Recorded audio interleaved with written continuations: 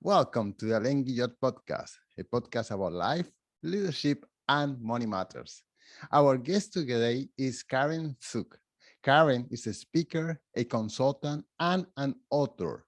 She's the CEO and founder of the consulting firm Wisdom to Lead, which specializes in the development of senior management teams and corporate leadership. Today, she's joining me all the way from Israel, and we will talk about her book, Mindfully Wise Leadership, The Secret of Today's Leadership. Karen, thank you so much for joining me today. Thank you for having me.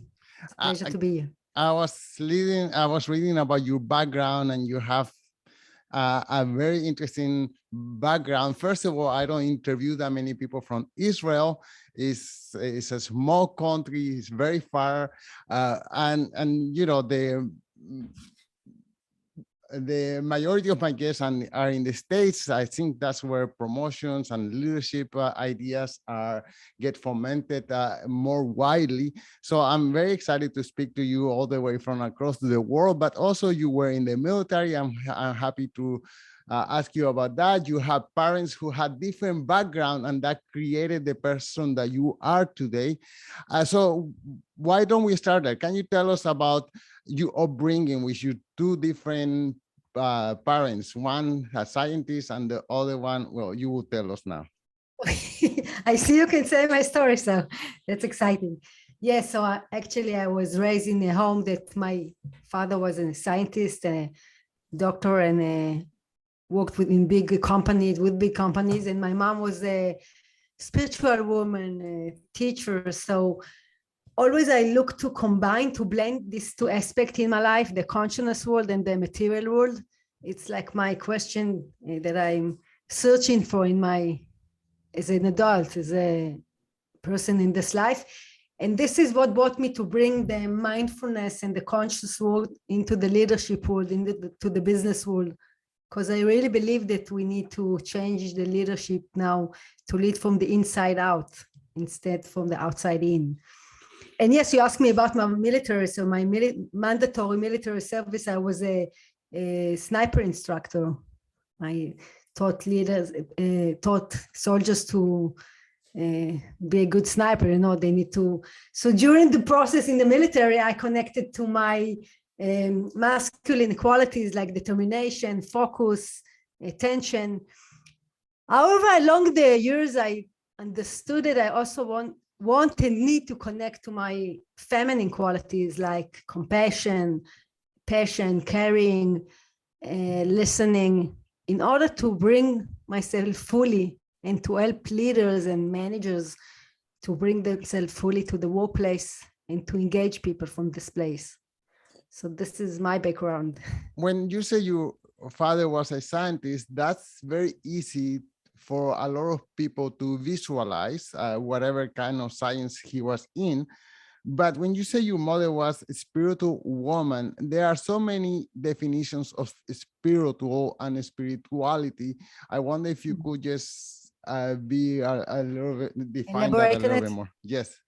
First of all, for her calling, she was a teacher. She created games. However, when I talk about spirituality, I mean the ability to also connect to ourselves and to the bigger picture, you know, to see a bigger paradigm beyond ourselves. And so she was a healer. She treated people. She helped them to listen to themselves and to heal them, the wounds, the traumas. So this is what she did in the day to day. So what I took from it is the ability to adopt a broader perspective. You know, sometimes when things are happening to us, we also ask ourselves, why did it happen to me? Instead of like a victim, instead of pausing and asking ourselves, okay, what is the opportunity here? What is the really big picture that I don't see here? What can I gain from it? It happened for a reason. So what can I do with it? So for me, connecting to a consciousness, and it's beyond the ego. It's really the ability to see the broader picture. And I think it's a needed quality nowadays in the day-to-day. What do you think about it? Yes, I agree with you. uh, and that's something that I'm trying to learn a lot. So I'm trying to get in touch with my spiritual side. It's just that I haven't been able to define spirituality as narrow as some other people. So some people say, okay, when I think of spirituality, I think of crossing my legs and meditating. Other people say, when I think of spirituality, it's trying to do the best for the world around me. So and other people, like my mother, she goes to church every day, and whenever she says I think of spirituality, she thinks about going to the church and listening to a priest for 90 minutes. I think that's her definition of spirituality. So all of us have a little different perspective of what is spirituality for me. And there is certain judgment as well. Well, the person who says, oh, I mean, peace and in connection with the universe, see the person who goes to church as something that is not for real, while the person who goes to church sees, oh, those people who cross their legs and meditate and say, maybe they are not connected with God, the creator of the earth. So there are so many perspectives when it comes to spirituality, and that could take us a whole podcast. That's for sure. Okay, so you went to the military, and I don't know how is it in Israel, but the military is a place where there is a lot of male leadership, and you had yourself a place of leadership where you were an instructor, you were teaching people how to be a sniper. I wonder what kind of leadership lessons you learned while in the military, and how is it that you acquired those lessons, because you were a young woman yourself. I mean, to find yourself in a position of leadership I mean, other men who are full of testosterone and who wants to I don't know, just let that testosterone express themselves, and you are a small woman. I don't know your size really, but just when I imagine the Israel soldiers, all muscular and big. 5'5". Yes, so Okay, so how do you take that place, that leadership place, and how were you able to uh, earn the respect of these soldiers, being that they could be twice your size and you were young yourself? So it's not like something that is native in many people. Were intimidated by size, by experience, this and that. So first of all, when it was a mandatory military, so all of the soldiers were the same age, more or less. However, I remember very clearly how important it was to show focus, determination, and my strengths, and I remember really a defining moment that as part of the training, we went through we needed to protect a weapon. There was an exercise that your commander tried to take your weapon, and you needed to save it, to guard it, to be able to maintain it. And as you said, I'm a small woman. I'm a 5'5" woman, and I had a commander that was 6'2", 200 meters, and he tried to take my weapon away, and I needed to fight and to protect my weapon. So, and I won, I didn't let my weapon go away. So it was like a defining moment. I think the military helped me to connect to my power, to my strength, to my force, to know that I can handle adversity and I can handle difficult situations. So it actually connected me to my power. So this is what in determination and focus and overcoming adversity, because there were tough times that all I wanted to do is to be at home. So this is what I took actually from there. But as I said, when I left the military, I think it was about time to connect also to the other part of me, to my more calmer place, to the feminine place, to my vulnerability, to my compassion, to my feelings, because before that I was really a tough woman. I was going there really tough, and people were thinking I'm really strong, but I played the game. Right. Okay. And how I don't know, once again, I don't know anything about the Israel military, but I know that here in Canada and in the US, there are a lot of cases of sexual harassment. I wonder if you had to go through any of that, and if so, how do you face them? Because that's also a phase that is comes quite often in corporate America. There are places that are toxic. There is the, I don't know about now, but initially Uber Corporation had a lot of cases of sexual harassment. We work where Adam Newman now is based in Israel, I believe. His corporation had a lot of sexual harassment. So you had, I don't know if you had to deal with that in the military, but that's certainly a situation that comes quite often in corporate America, corporate Canada, and I assume corporate Israel. Unfortunately, yes, I think it exists. And as we see now, things are starting to change because we don't cooperate with it anymore. So I didn't experience in the army, but yes, in the corporate, in Israel, in places that you work, there are always people feel comfortable saying things that you wouldn't think to say to other guys or men. So, you know, I think what I can, and I actually remember one time that my boss arrested me, you know, started saying things that he wanted to get in touch with me, but I didn't feel like, and you know, I was his employee. It wasn't a good thing to say. And then I was courageous. Then I told them, look, I really don't feel comfortable with these statements and what you're saying, so please stop it. He didn't like it, but he did stop it. So good. Yeah, so I advise women or people that are arrested, stand up for yourself, show up and put boundaries, respect yourself, and do it from a respectful place. You don't need to be aggressive like you experience when people are acting this way toward you, but be assertive and dare to say it's unpleasant for me and please stop it. That's all. Otherwise it won't stop, you know. And yes, it's really challenging situations. Wow. And where do you think, I mean, you were courageous, but many women don't have that courage and they feel like there could be retaliations that they may not be willing to face. So how does a person, I mean, now we're speaking about women in particular, but how does a person finds the courage to say, hey, what you're doing is not correct, let's stop it? You know, I think first of all, it needs to start by listening to ourselves and admitting that it's unpleasant to us, because sometimes we split ourselves from our experience and we don't feel, in order not to feel the uncomfortable feelings. So it's a process, you know. I also went through this process. So in the beginning, I invite women to listen to themselves and be frank with themselves and ask themselves, do I feel comfortable going to this work every day? Do I feel respectful? And dare to look in the mirror and say maybe no, I'm not. And then decide what to do with it. Right. You always have a choice, you know. Once you are aware and you admit the clear, you want to see the clear picture, you have different ways to choose how to act.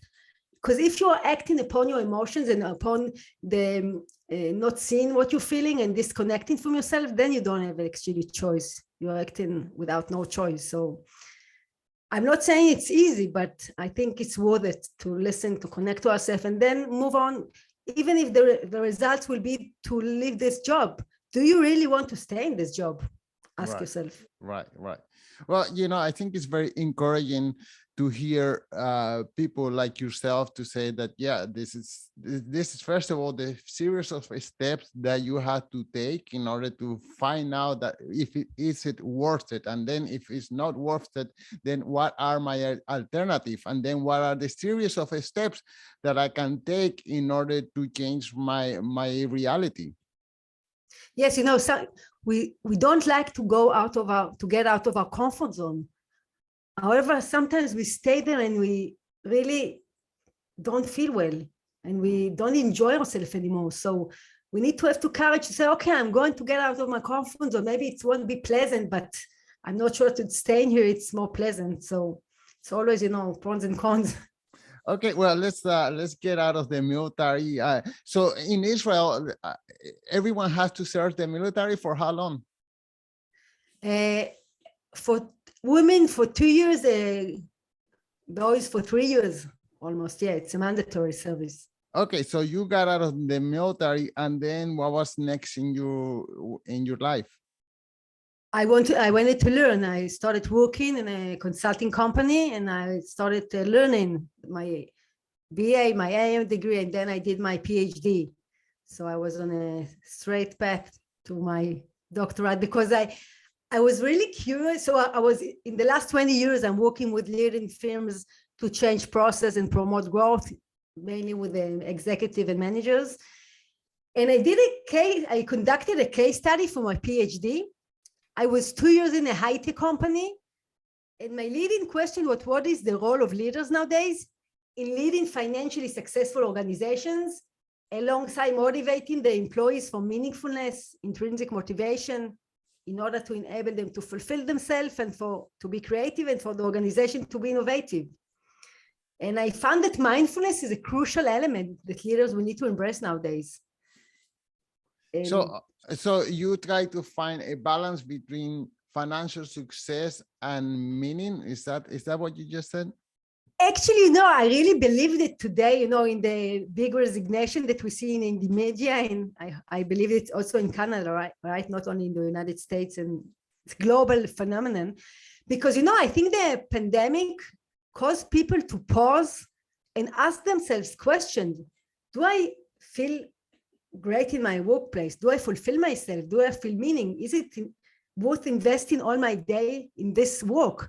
And people don't want to work in places they don't feel meaningfulness, they don't feel they fulfill themselves, and they live in the job. So, in order to, as I see it nowadays, in order to have the talented employees, not only to retain them, but also to maintain and not only, to recruit them, but also to retain them, it's really crucial to create workplaces that enable people to flourish, to grow, to fulfill themselves, to feel meaningfulness. And then it will also affect the ROI because people will be creative and the organization will be innovative.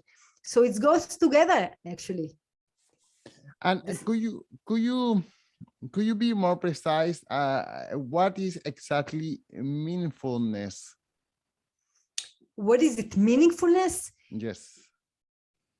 It's the ability, first of all, to feel connected to something that is bigger than myself. It's connected to your definition of spirituality, but I want to feel that I'm doing something that adds value to the world, okay? And it's something that it's bigger than myself. And once people feel connected to a higher purpose or to a mission that it's beyond themselves, they will want to be part of it because they will feel purpose, they will feel meaning. And again, another thing that creates meaning is the connection, to feel connected to a community.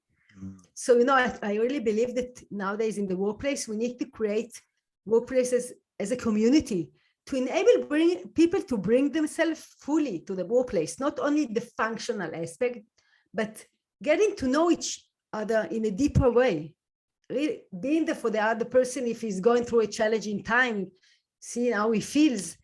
And once people feel seen, they feel connected, they feel meaningfulness, they feel that they want to be part of this company. So this is for me meaningfulness, connecting to something that is broader than myself, to a higher purpose, and connecting also to the people around me.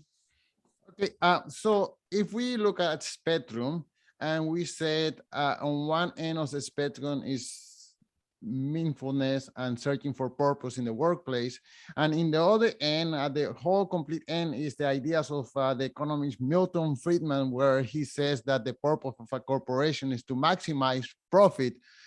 Mm-hmm. Where should we be in the spectrum? Should we be somewhere in the middle? Should we be more in the meaningful side, or should we be more into the Milton Friedman side? We should adopt a new paradigm that is the three P's: people, planet, and profit. It's not enough. It's not enough anymore to look only for the bottom line. Once you will be as a servant for your employees, for your customers, for your community, you will have also, you see also the planet, you will also have the profit. But if you will only look for the bottom line, you will lose your people, because the new generation want to have an impact on the world. So they won't engage with you if they know that you're only looking to increase your bottom line of the company. It's not interesting for them. Right, right. Okay, so and is there a fear, or is there could it be that a corporation could go too far, let's say, into the three Ps? For example, a few days ago, this company Unilever in England is a huge chain, supermarket chain, and I think the CEO says that with a bottle of mayonnaise, he said that the purpose of mayonnaise is to eliminate food waste. And it sounds good, but then one of the investors says, well, I mean, that's good, but does everything in the supermarket, I mean, we have 3,000 products. Does every product has to have a purpose, or could it be just to sell mayonnaise? Mm-hmm. Okay, you know, I think again, I believe it's the intention that people are acting from. If you're doing it from a manipulative intention in order to gain the PR of employees and company, nobody will believe it at the end of the day, you know. But if you do it from the right intention, so people will connect to your aspiration. So, you know, a super can sell products and decide that he takes some of his money and investing in sustainability or helping people that need help. So you can use it in different ways. But at the end of the day, be with authenticity, be with integrity, and act upon your real attention, and then people will follow. Because if they will feel the gap between what you're saying and what you're doing, they won't engage. So it doesn't matter. Yeah, you had an example in your book of the CEO of this company who was promoting cycling, and then he was flying to Asia on the same day. So the message and the activities didn't match. And we have in England and now Boris Johnson, who's saying we should stay home and protect everybody else from the coronavirus, while he's going to parties and having wine and champagne with his employees. So the message that he's portraying to save your family, stay home, don't contaminate everybody else while going to a party and having champagne is it's just not congruent. That doesn't resonate well. Yeah. So people, you know, at the end of the day, people see and feel from where people are acting. And if it's a manipulative and cynical thing, they won't connect. And this is my message. Be authentic with what you believe in. Okay, well, let's go a little bit deeper into the message of the book. So can you enumerate some of the benefits of mindful leadership? As opposed to, I don't know, just showing up to work from 9 to 5, doing my minimum or maximum requirement and then going back home, as opposed to motivating and engaging employees, I guess.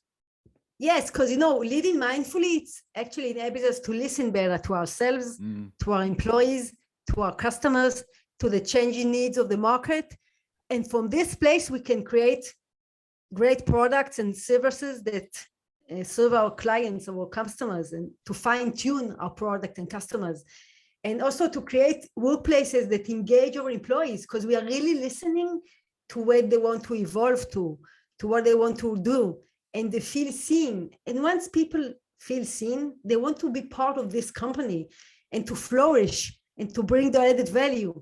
And then the organization will be creative and innovative. And this is actually what we want to do, right? We want to make great products, great services that really add value to the world. So this is, as I see, the main value of mindful leadership. And how does a leader implement mindful leadership in the workplace? I mean, we just spoke about a few examples on how not to implement it by saying one thing and doing the other one, but what are the best practices to implement mindfulness in the workplace? For example, having a one-on-one with your employees and asking them where they want to evolve. Are they satisfied from the work? Maybe they want you to tailor them a new work, a new job description. Maybe they are not fulfilled anymore with what they're doing and they want to evolve, and they have other aspects of themselves to bring to the company. And then the company wins and the employee wins because he feels that he can grow in the company, don't need to leave us. Another way is to dare to be vulnerable. As you are more mindful, you're working from internal strengths, so you can show up fully and share with your employees question mark, and dare not to know all the answers. And then people can engage and bring their own creativity and vulnerability. And then when there is the deeper connection and you don't act upon your ego, you create space for new and creative solution to emerge. So this is another way of doing it. Another thing is really caring for your employees, your customers, really seeing them. If an employee go through a challenging time, you can be with them without bringing a solution. You can tell them, Roger, I see that you are going through a challenging time. How can I be there for you? Only this will make him want to be with you and to work with this company, because he wants to be seen. And this connects to what I told you, that I needed to connect to my feminine qualities, because this is called actually a feminine quality, caring for others, right? Being compassion, empathy for others. But it's a crucial skills nowadays that we need to embrace as leaders, as individuals also. Right. Of course, each one of the things you mentioned has its own particular challenges. For example, show up as you full self to work. I mean, a lot of people pay the consequences of that, whether it's, I don't know, religion, sexual orientation, political belief. Imagine, for example, that one of employees show up with a Black Lives Matter a t-shirt, and then one next to him shows with vote for Trump t-shirt, which are kind of conflicting messages. I mean, both of them are showing up as their full self, and they're displaying their belief and things that they are passionate about, but there is a conflict there, and I don't know if there is a free range that everyone can display their belief in such a free manner to create inner conflict within the corporations, or if there should be a maybe don't wear political, I don't know, t-shirts. It's a big question. I don't have a specific answer. I think at the end of the day, you need to choose what is the way of your company. How does your company want to act? And I do believe in inviting people to speak about conflicts of the company, and maybe you need to create the rules that you act upon them. Maybe in one company, you say each and everyone can wear whatever he wants, what he believes. We don't need to get into conflicts around it. You can believe in Trump, I can believe in Obama, for example, and that's okay, However, I do believe that I found in my research and in my book, I talk about it, I call it a dialogue space. Creating a space in which we invite people to bring the different viewpoint, their different perspective, and respect each other without judging and without closing the space. And once I bring myself fully and share my experience and my viewpoint, then I'm creating space to others to bring themselves. And sometimes when we really listen to each other, and there needs to be one leader that holds the space of uncertainty, of listening, of not knowing the answer, usually the right hands and creative solution will emerge that is beyond each and every one of us. But we really need to come there present and mindful and not judge each other and enable space and enable uncertainty. So this is a great tool and space that we need to create in the organization in order to lead creative, innovative companies. And regarding your question, maybe we need as a company to decide what we agree that people will do and what not, and we have rules, and that's okay. Each and every company has its own rules. Right. Right now, we are facing unprecedented environments, which every coronavirus changing the working environment practically every day. And of course, we don't want to stress. We want to reduce management stress, but it's difficult not to be stressed when the situation continues changing every day and you want to maintain the creativity and innovation of your employees. You want to encourage them, but with so much change, it's almost impossible. I guess at a moment of giving change and a higher stress, there is what it would be like having your mind that this is just momentary and that eventually we will go into more regular, normal times, and that's how you can deal with your stress as a manager? Or is there another way? Look, I really believe that practicing meditation really helps us to decrease our stress, to be more focused, more present. So I really invite people to find 5 or 10 minutes every day to pause. And, even if you don't feel like practicing meditation, only close the door, get out of your mind, your thoughts, be present, listen to music, go out to nature for 10 minutes, not hanging in your mind, and take deep breath and be present in the moment. And it really helps to deal with this uncertain times and the anxiety and stress. And research shows that it decreases our stress and anxiety, increases our focus, our productivity, our creativity. So there's so much benefits out of meditating. So I really invite people to find 5 till 10 minutes a day and start practicing. Right. And today I found that it's very easy to be critical of management because, I mean, in an environment that from one moment to the other, we had to go into a virtual world, for example, mistakes are going to be made.